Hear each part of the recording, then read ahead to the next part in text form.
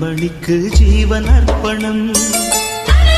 என் பெண்மையெல்லாம் உந்தன் சீதனம். உன் சீதனங்கள் என்ன நூதனம். முடியவில்லை காதல் கண்ணா மோகனர்த்தனம். விடிய விடிய கேட்குதையா உனது கீர்த்தனம்.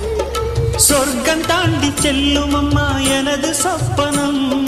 போக போக காண வேண்டும் புதிய தரிசனம்.